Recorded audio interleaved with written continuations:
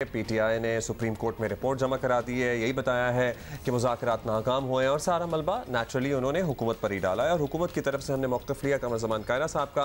वो कह रहे थे कि दूसरी मीटिंग तक तो तय हो गया था कि जुलाई में असम्बलियाँ तोड़नी है। फिर ये इमरान खान साहब ने ऐलान कर दिया 14 मई, तो मामलात वहाँ से बिगड़ गए। और जमात इस्लामी के सरबराह सिराजुल हक साहब जो बड़े मुतहर्रिक थे और बड़े पुरुम्मीद थे और ऐसा लग रहा था कि ये अब इसको लीड करेंगे, उनसे हमने कुछ देर पहले, एक्चुअली वो अदालती कार्रवाई में इस वक्त मसरूफ़ है, बिल्कुल कुछ देर पहले हमने उनसे पूछा और हमने उनसे पूछा ये था कि आप तो बड़े पुरुम्मीद थे और पीटीआई ने अब कह दिया मुज़ाकरात नाकाम हो गए हैं, मलबा डाला है हुकूमत पे, तो व्हाट रियली वेंट रॉन्ग? आपके ख्याल में क्या वजह बनी मुज़ाकरात कामयाब नहीं हो सके? सिराजुल हक साहब ने हमें ये जवाब दिया है। मैं तो कभी मायूस नहीं होता हूँ और अब भी समझता हूँ कि पाकिस्तान को इस दलदल से निकालने का वाहिद रास्ता सियासी जमातों का एक डेट पर मुत्तफ़िक़ होना है। अब ज़ाहिर है कि इलेक्शन पर सबका इत्तेफाक है, फिर ये भी इत्तेफाक हुआ कि निगरान हुकूमत कायम हो जाए, फिर इस पर भी इत्तेफाक है कि एक दिन ये इलेक्शन हो जाए। लेकिन यह है कि ये इलेक्शन कब हो, तो मैंने ऑलरेडी सुप्रीम कोर्ट में एक रोड मैप दिया है कि पीटीआई को भी अपने मौक़िफ़ से पीछे हटना होगा, हुकूमत को भी, और एक दरमियान का रास्ता जो ईद बकर के बाद हुज्जाज कराम के वापसी के बाद एक तारीख़ पर इलेक्शन का इनेकाद हो जाए। इलेक्शन के अलावा और कोई रास्ता नहीं है। बाकी अब चाहे तो जिस तरह इस वक्त ये अदलिया और पार्लिमान आपस में दो मोर्चे बन गए हैं और सियासी जमातों ने माहौल यहाँ तक पहुँचाया है, मैं समझता हूँ कि अदालत ने भी अपने ऊपर एक ऐसा बोझ उठाया है जो बाल नहीं है उनके कोर्ट में, बल्कि एक हिमालय की पहाड़ की तरह है। लेकिन अब भी मौका है कि मुज़ाकरात को और मौका दिया जाए, या सुप्रीम कोर्ट अगर ख़ुद फैसला करना चाहे तो फिर एक फुल कोर्ट इजलास बुलाकर ये काम कर सकती है। लेकिन इन दोनों में से दिल बड़ा करना होगा।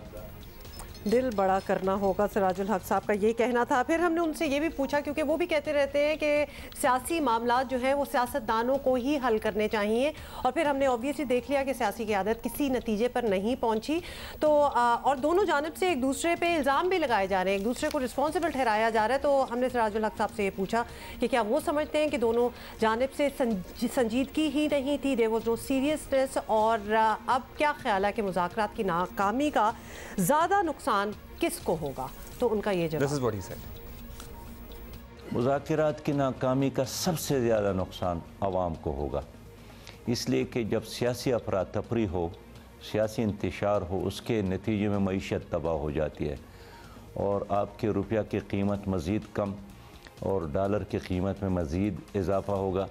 फिर रोटी और दाल, चीनी, चाय, इसकी कीमतों में रोज़ इजाफ़ा हो रहा है। इन्हें आप अंदाज़ा इससे कर ले कि इस हुकूमत के आने से पहले 1 लीटर पेट्रोल की कीमत 150 रुपया थी और अब 282 तक पहुंच गया है। इस तरह गैस की कीमतों में इजाफ़ा, 2 दिन कबल दवाई की कीमतों में इजाफ़ा हुआ। तो अवाम बेचारे तरबूज की तरह है, छुरी उसके ऊपर गिरे या ये छुरी के ऊपर गिरे, दोनों सूरतों में नुकसान तरबूज ही का होता है। तो इसलिए मैं समझता हूँ कि सियासतदान भी एक VIP क्लास से ताल्लुक़ रखते हैं, जजेस भी अपने मरात, तनख्वाहें, फैसिलिटीज़, हर चीज़ इंजॉय करते हैं। लेकिन मसला गरीब आवाम का है कि न पार्लियामेंट में उसका मसला डिस्कस होता है, न अदालतों में उनके मसाइल डिस्कस होते हैं। इसलिए नुकसान तो गरीब आवाम का है। मैं ये जो मेहनत कर रहा हूँ कि किसी तरीके से एक पुरअमन और शफाफ इलेक्शन के लिए माहौल बन जाए, वो इसलिए कर रहा हूँ कि मौजूदा निज़ाम के होते हुए ये मसाइल हल नहीं हो सकते हैं।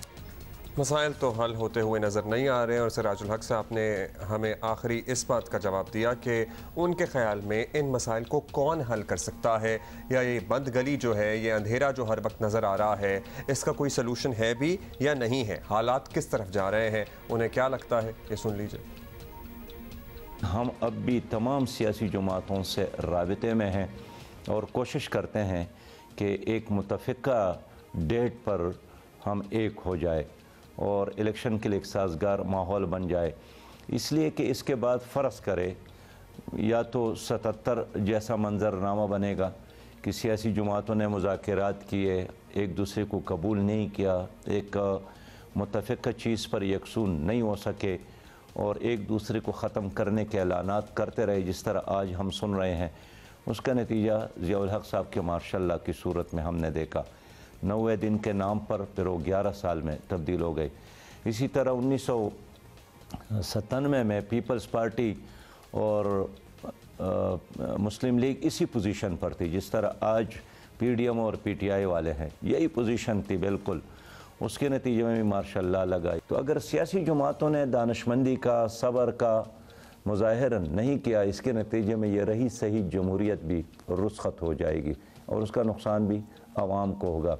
इसलिए मैं अब भी तमाम सियासी जमातों से यही कहना चाहूँगा कि अगर इलेक्शन ही होना है तो या 2 महीने बाद हो या 2 महीने पहले हो, इस पर कोई क़यामत नहीं आएगी। लेकिन एक डेट पर मुतफ़िक होना इसलिए ज़रूरी है कि अगर पहले ही से ये इलेक्शन मुतनाज़ा हो जाए तो इलेक्शन हो भी गया तो फिर भी कोई हल नहीं निकलेगा, इसलिए कि इलेक्शन के बाद फिर एक और फसाद और अफरा तफरी का आगाज़ होगा। हम यही चाहते हैं कि अफरा तफरी और फसाद की बजाय स्मूथली हमारी कौम तरक्की की तरफ आगे बढ़े, जिस तरह बाकी अक़वाम तरक्की की तरफ जा रहे हैं। मैं एक बार फिर यही कहूँगा कि अगर यहाँ जमहूरियत रही, सियासत रही, पाकिस्तान तरक्की करेगा। लेकिन आपस में लड़ने के नतीजे में अगर सियासत और जमहूरियत रुस्खत हो गई तो कम से कम उन लोगों का नाम जो इस वक्त लीडिंग पोजीशन में है, उसी फहरिस्त में लोग लिखेंगे कि इनके होते हुए, इनकी वजह से पाकिस्तान में जमहूरियत ख़त्म हुई, आईन खुदा नख्वास्ता मुअत्तल हुआ, ख़त्म हुआ, सियासत ख़त्म हो गई, बुनियादी हुकूक ख़त्म हो गए, आज़ादी राय, जलसे जुलूस की आज़ादी ख़त्म हो गई। इसलिए आज सियासतदानों के साथ वक़्त है उनके हाथ में, कल उनके साथ फैसले का कोई इख्तियार नहीं होगा। होपफुली इंशाल्लाह ऐसी नौबत नहीं आएगी। सिराजुल हक़ साहब से कुछ देर पहले ये हमने रिकॉर्ड की थी ये बातें। अपनी जगह